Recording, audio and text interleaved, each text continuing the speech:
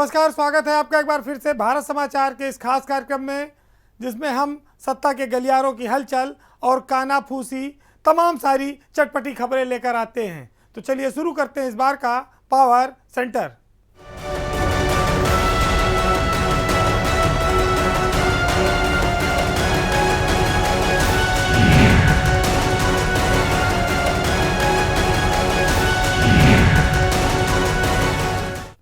कहते हैं जीना तो है उसी का जिसने ये राज जाना, है काम आदमी का औरों के काम आना। हमारे प्रदेश में जब कोई मंत्री भलाई का काम कर दे और लोगों की नज़र में वो आ जाए तो जनता को इस बात की उम्मीद नहीं होती है, उससे बड़ा आश्चर्य होता है। लेकिन योगी सरकार में कुछ ऐसे मंत्री हैं जिनका नाम भलाई के काम में आगे आने लगा है।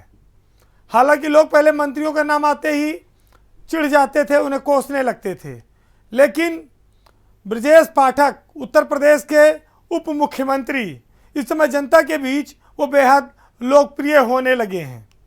सरकार का मात्र 2 महीने का एक छोटा सा कार्यकाल अभी गुजरा है, लेकिन प्रदेश के उप मुख्यमंत्री के पास जो महकमा है स्वास्थ्य का, उन्होंने उसमें जो परिवर्तन लाने की कोशिश की है और कहा जाए तो बिना सजा दिए, बिना डंडा उठाए, बिना शोर मचाए, तो वो एक कामयाबी की नई इबारत लिखने की तैयारी में है।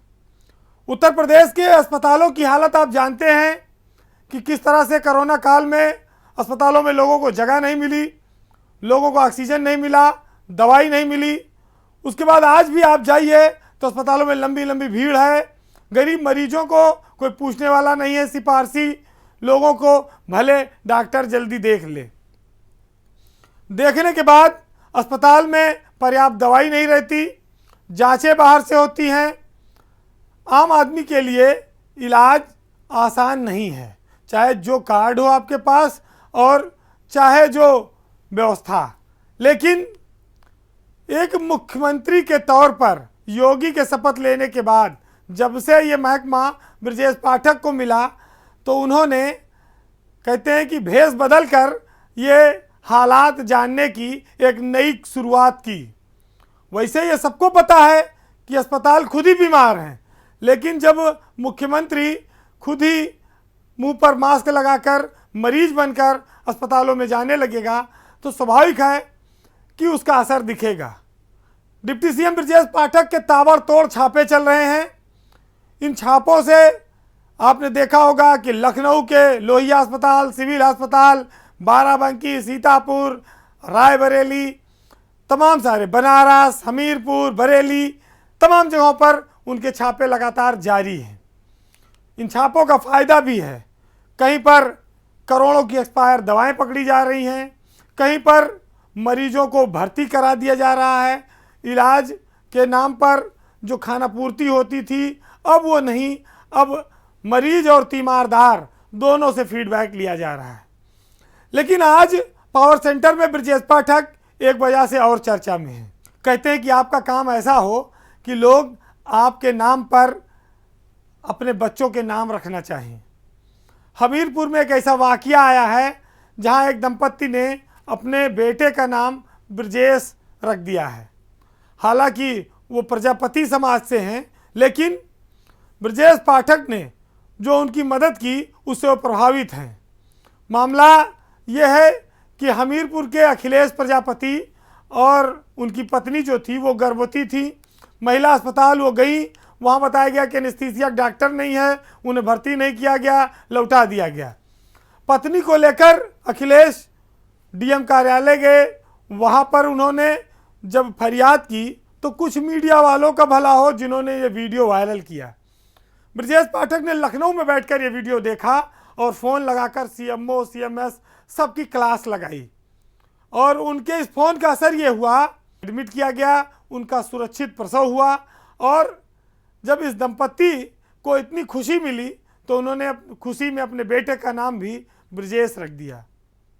कौन मंत्रियों के नाम पर अपने बच्चों का नाम रखना चाहता है जब लोग आकंठ भ्रष्टाचार में डूबे हों, जिनके चरित्र का कोई अता पता नहीं होता आज के दुनिया में। लेकिन ब्रजेश पाठक इन सबके विपरीत, यह कहा जाए कि धारा के विपरीत नाव चलाकर समाज के अंतिम तबके को जो राहत देने की, जो उनके घाव पर मरहम लगाने की कोशिश है, वो निश्चित ही काबिले तारीफ़ है। हमीरपुर का यह दंपति इस बात से भी खुश है कि अब जब भी वो अपने बेटे का नाम पुकारेगा तो उसके सामने उप मुख्यमंत्री का चेहरा आएगा। आपने अभी कुछ दिन पहले देखा होगा कि मेडिकल सप्लाई कॉरपोरेशन में ब्रजेश पाठक ने 16 करोड़ से ज़्यादा की दवाएं वहां पर पाई एक्सपायरी हो गई थी, दवाएं वापस नहीं की गई, मरीजों के किसी काम नहीं आई। KGMU में उन्होंने छापा मारा, कई जगह तो 1 साल से डॉक्टर नहीं आ रहे थे, लेकिन उन्होंने सजा के बजाय प्रेम का रास्ता चुना। ठीक है, एक तरीका है कि लोगों को मौका दिया जाना चाहिए। मंत्री सामान्य मरीज की तरह पर्चा बनवाता है, दवा की लाइन में लगता है, तीमारदारों से बात करता है, और जब तक डॉक्टर समझते हैं तब तक हंगामा मच जाता है। मीडिया से उनकी बड़ी दोस्ती है, लेकिन लीक ना हो छापा, इसलिए वो अपनी गाड़ी भी खुद चलाते हैं, ना तो लाव लश्कर ले जाते हैं, ना वो अपने साथ कोई स्टाफ ले जाते हैं, ड्राइवर तक नहीं ले जाते, चपरासी तक नहीं ले जाते। एक अच्छी पहल है, इसकी जितनी तारीफ की जाए कम है। वो लखनऊ के सांसद उत्तर प्रदेश में लोकप्रिय हैं, वो एक बड़े नेता उत्तर प्रदेश में बन चुके हैं, हर समाज के हर वर्ग का उनको विश्वास हासिल है। ऐसी सरकार में ब्रजेश पाठक एक उम्मीद की बड़ी किरण है, लखनऊ ही नहीं पूरे प्रदेश के लोगों के लिए। ईमानदारी के साथ वह संकल्प लेकर आए हैं, जनता की सेवा करनी है, जिस रूप में मिले जहां मिले। तो उत्तर प्रदेश के उप मुख्यमंत्री ब्रजेश पाठक इन दिनों सरकार के साथ साथ जनता के लिए भी बहुत मुफीद साबित हो रहे हैं, बहुत लाभदायक हैं, और हम ऐसे जनप्रतिनिधियों की बड़ी उम्मीद करते थे। लोग पहले पढ़ते थे, बुजुर्गों से सुनते थे, लेकिन ऐसा आचरण लोग नहीं कर पाते, क्योंकि सत्ता मिलने के बाद उसके नशे में मंत्री और अफसर ये सब चूर हो जाते हैं। जिनके नाम पर सत्ता मिली उनकी परवाह उन्हें नहीं रहती, अपनी सुविधाएं, अपनी मौज मस्ती, अपना परिवार, इसी तक लोग सीमित रह जाते हैं।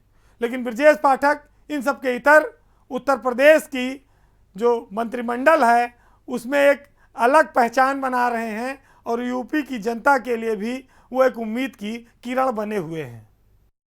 कहते हैं कि सार्वजनिक जीवन में या सियासत में कुछ भी निजी नहीं होता, लेकिन सार्वजनिक और जनता के नाम पर बहुत सारी निजी चीज़ें भी टकराती हैं। कुछ दिन पहले आपको याद होगा कि मुंबई के एक नेता अयोध्या में आकर दर्शन करना चाहते थे और हिंदुत्व के मुद्दे को गरमाना चाहते थे, लेकिन यूपी के एक सांसद ने उनका विरोध करके इस यात्रा को रद्द करा दिया। बात मुंबई के मनसे के अध्यक्ष राज ठाकरे की है। वो 5 जून को अयोध्या आकर रामलला के दर्शन करने की तैयारी में थे, लेकिन गोंडा बहराइच के कैसरगंज से सांसद बृजभूषण शरण सिंह ने उनकी इस यात्रा का विरोध किया। बृजभूषण शरण सिंह बाहुबली सांसद के रूप में जाने जाते हैं, लेकिन चर्चा उनकी इस बात को लेकर रही कि वो राज ठाकरे को अयोध्या में घुसने नहीं देंगे। उनके इस ऐलान से हंगामा खड़ा हो गया, बीजेपी भी असहज हो गई, लेकिन वो अपने ऐलान से पीछे नहीं हटे, और हटना पड़ा तो राज ठाकरे को। उत्तर भारतीयों के ऊपर अत्याचार करने वाले राज ठाकरे अचानक से रामलला के पक्ष में आकर उनके मन में प्रेम भाव जगा है, वो हिंदुत्व की बड़ी बड़ी बातें करने लगे हैं। हालांकि उनका वर्तमान का जो बयान और सियासत है वो भाजपा को बड़ा फायदा देती है, लेकिन इन सब की परवाह न करते हुए बीजेपी के ही सांसद बृजभूषण शरण सिंह ने उनकी यात्रा का विरोध कर डाला। पार्टी लाइन के आप इसे खिलाफ भी कह सकते हैं, लेकिन बृजभूषण ने वो हवाला दिया कि जब तक उत्तर भारतीयों के अपमान पर राज ठाकरे माफ़ी नहीं मांगते, वो किसी कीमत पर लखनऊ और अयोध्या में घुसने नहीं पाएंगे। वो अपने ऐलान पर टिके रहे, पदयात्रा करते रहे, लोगों को इकट्ठा करते रहे, 5 जून को घुसने नहीं देना है, और राज ठाकरे को बहाना बनाकर मजबूरी में अपनी यात्रा रद्द करनी पड़ी। बृजभूषण शरण सिंह 6 बार से सांसद हैं और वो मौके पर गाहे बगाहे बोलते हैं, चाहे अपनी सरकार के खिलाफ हो या अफसरों के खिलाफ हो या अन्याय के खिलाफ। राज ठाकरे का मामला मोर्चा अभी शांत नहीं हुआ था तो उन्होंने अपनी ही सरकार के पीडब्ल्यूडी विभाग के भ्रष्टाचार के खिलाफ भी मोर्चा खोल दिया है। यह बाहुबली सांसद जानता है कि लड़ाई कैसे लड़नी है। बृजभूषण शरण सिंह 6 बार सांसद हैं, मामूली नेता नहीं हैं। वो हेलीकॉप्टर से उड़ान भी भरते हैं, लेकिन उनको ज़मीन और सड़क दोनों की काफ़ी चिंता है, या ये कह लीजिए कि वो जनता की भी काफ़ी परवाह करते हैं। इस बार वो पीडब्ल्यूडी के अफसरों पर भड़के हैं। उन्होंने भ्रष्टाचार का आरोप लगाया है। मामला तरबगंज की एक सड़क की दुर्दशा से जुड़ा है जो बदहाल है। उसको कई बार बनवाने के लिए उन्होंने डीएम, सीडीओ, सारे अधिकारियों की जिले की मीटिंग में भी रखा और पीडब्ल्यूडी में भी काफ़ी कोशिश की, लेकिन वो मामला सड़क बनती नहीं है। जब अधिकारी नहीं सुने तो फिर वो सोशल मीडिया पर आ गए और उन्होंने पीडब्ल्यूडी के अफसरों को जमकर लताड़ लगाई। उनका साफ आरोप था कि पीडब्ल्यूडी ने राहगीरों के मरने का इंतजाम कर रखा है। यूपी में खासतौर से गोंडा में अफसरों की तानाशाही चल रही है। पीडब्ल्यूडी के अधिकारियों की जय हो। जब उनसे ये सवाल पूछा गया कि आप अपनी सरकार पर इतने भ्रष्टाचार के आरोप लगाते हैं, तो वो बेबाकी से जवाब देते हैं कि अगर सच्चाई का गीत गाना बगावत है तो हम बागी हैं। तो ये इतनी आसान बात नहीं है, क्योंकि बृजभूषण शरण सिंह अक्सर अपने काम को लेकर चर्चा में रहे हैं। एक पुराना यह वाक़या आपको याद दिलाएं कि जब राम की पैड़ी और गोंडा को जोड़ने वाला पुल, उसके रास्ते में 4 पिलर लगा दिए जिससे कि बड़े वाहन ना निकल सकें, सिर्फ 2 पहिया वाहन निकले। बृजभूषण शरण सिंह ने क्षेत्र की जनता की इस परेशानी को समझते हुए उसमें से पिलर उखाड़कर फेंक दिया था और वो सीधे भिड़ने वाले नेता के तौर पर जाने जाते हैं। उनकी पत्नी भी सांसद रहीं, उनका बेटा 2 बार से विधायक है गोंडा सदर से, प्रतीक भूषण। सियासत में वो प्रभावशाली और रसूखदार परिवार है। हालांकि उनकी सत्ता गोंडा तक ही सीमित रही। गोंडा मंडल के बाहर कभी वो विवादों में नहीं आए, न राजधानी लखनऊ में न दिल्ली में। वो कुश्ती संघ के अध्यक्ष भी हैं और 2-2 हाथ करने में उन्हें आनंद आता है। बाहुबली वो खुद को कहते भी हैं और कहलवाना भी पसंद करते हैं। ये ज़रूर है कि सियासत के सारे दांव पेच उन्हें आते हैं।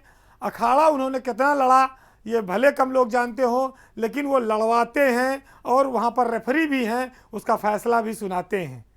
तो अपनी ही सरकार को कटघरे में खड़ा करके बृजभूषण शरण सिंह ने एक बार फिर भ्रष्टाचार के खिलाफ मोर्चा खोला है।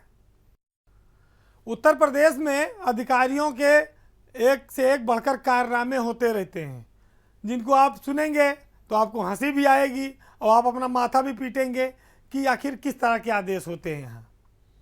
ताज़ा मामला एक ये है कि दक्षिणांचल विद्युत वितरण निगम में इंजीनियरों के लिए एक आदेश जारी हुआ फिरोज़ाबाद के टूंडला डिवीज़न में कि भाई बिजली विभाग के जो एक्सीएन हैं, एसडीओ, जेई, ये सब गाय के लिए भूसा की व्यवस्था करें। हर हफ्ता 70 कुंटल भूसा इंतजाम करें। कहाँ से? जनता के सहयोग से।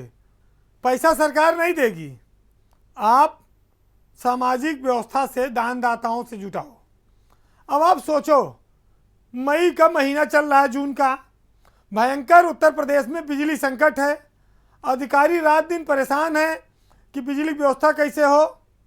पावर हाउस पर लोगों का गुस्सा उतर रहा है, लोग तोड़फोड़ करने पर आमादा है, मारपीट करने की तैयारी में हैं।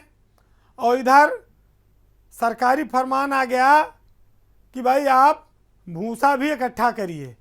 अब बिजली विभाग के अधिकारी बिजली व्यवस्था देखें कि भूसा खरीदें और बेचें और गाय का खिलावें। अजीब अजीब सारे मामले आते रहते हैं। आप हैरत में पड़ जाएंगे।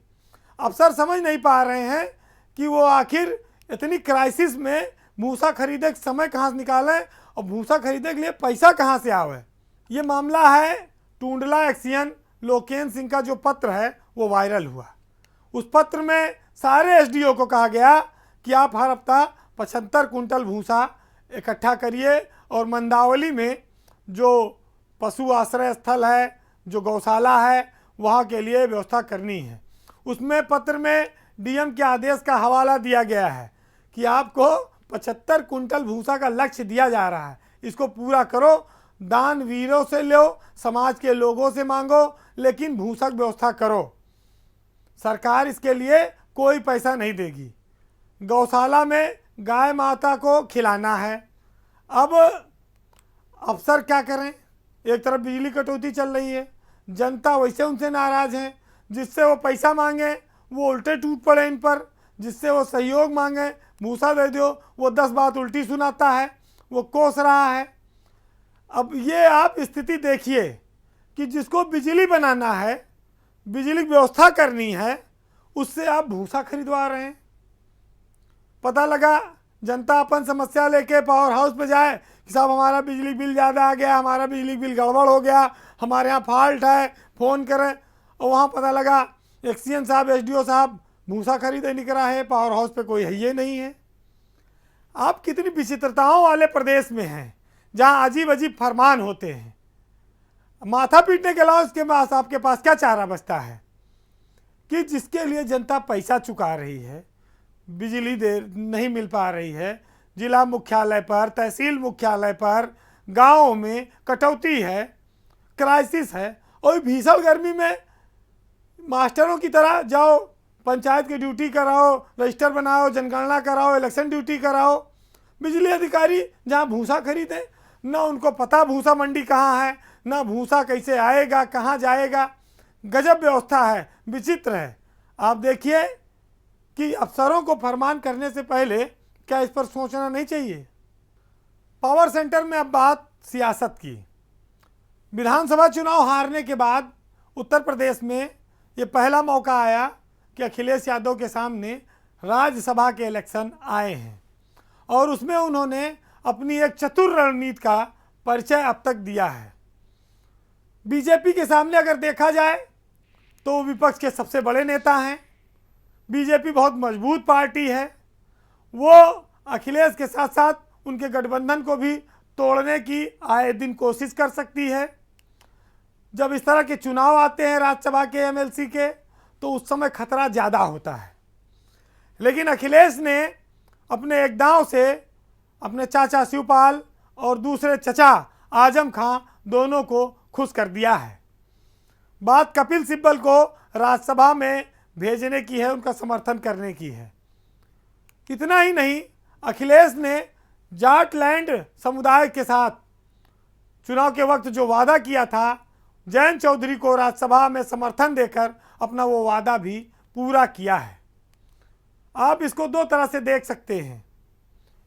पार्टी के अंदरूनी कला को साधने के साथ साथ गठबंधन को सम्मान देने की जो दोहरी व्यवस्था अखिलेश यादव ने की है, ये उनकी समझदार राजनीति का परिचायक माना जा सकता है। कपिल सिब्बल और जयंत चौधरी दोनों समाजवादी पार्टी के सहयोग से राज्यसभा जाएंगे। ये एक परिपक्व राजनीति है।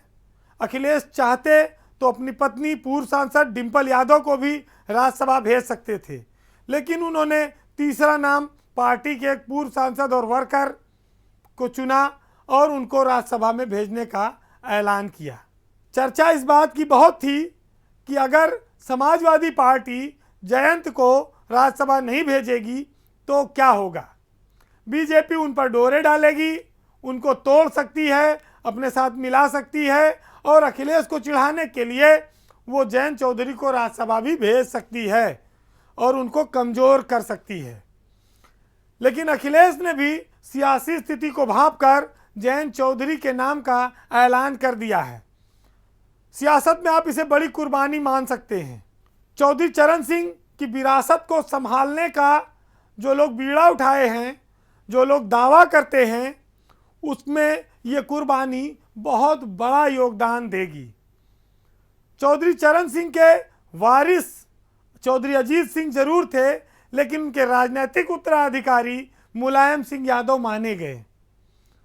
जब चौधरी अजीत सिंह नहीं है, मुलायम सिंह राजनीति के अंतिम पड़ाव पर हैं, ज़्यादा सक्रिय नहीं हैं, उनकी उम्र इस बात की इजाज़त नहीं देती और पार्टी की बागडोर तीसरी पीढ़ी में आकर एक तरफ अखिलेश यादव और दूसरी तरफ जयंत चौधरी के हाथ में आ चुकी है।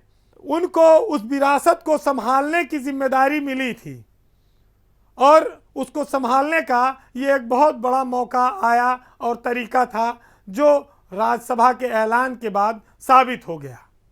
यूपी की सियासत खाली लखनऊ और पूर्वांचल से ही नहीं चलती, पश्चिमी उत्तर प्रदेश का भी उसमें बहुत बड़ा रोल है। जाट समुदाय में इस बात की बड़ी ज़रूरत थी कि जयंत चौधरी को कोई बड़ा पद मिले, वो संसद में कहीं से प्रवेश करें। विधानसभा में 35 सीटों पर लड़ने के बावजूद भी अपेक्षित सफलता नहीं मिली। अजीत सिंह भी जब उनका देहांत हुआ, उस समय उनके पास सदन में कहीं जगह नहीं थी। ऐसे में अखिलेश यादव ने एक कहा जाए बहुत बड़ा समझौता किया। अपने पार्टी के चाहते तो किसी नेता को भेज सकते थे, क्योंकि उन्हें पार्टी चलानी है, उनको काट कर सहयोगी दल को सम्मान देने का एक बड़ा दिल दिखाया। हर बार ये स्थितियां रही हैं। सियासत में सहयोग बनाए रखने के लिए, साथ बनाए रखने के लिए बहुत बड़ी बड़ी कई बार कुर्बानियां दी जाती हैं। ये राज्यसभा की मेंबरी को आप उसी लिहाज से देख सकते हैं। ये आने वाले वक्त में जब इतिहास लिखा जाएगा तो ये कहा जाएगा कि मुलायम सिंह यादव के पुत्र अखिलेश यादव ने चौधरी चरण सिंह किसानों की उस विरासत को बचाने के लिए एक बहुत बड़ी कुर्बानी दी थी। बहरहाल जाते जाते एक बार फिर हम आपको मंजर भोपाली की इन लाइनों के साथ छोड़ जाएंगे, जिसमें उन्होंने कहा है कि अब अगर ये अज़मत किरदार भी गिर जाएगी, आपके सर से ये दस्तार भी गिर जाएगी। हमसे होंगे न लहू सींचने वाले जिस दिन, देखना कीमते गुलजार भी गिर जाएगी। और अपने पुरखों की विरासत को संभालो, वरना अब की बारिश में ये दीवार भी गिर जाएगी। नमस्कार।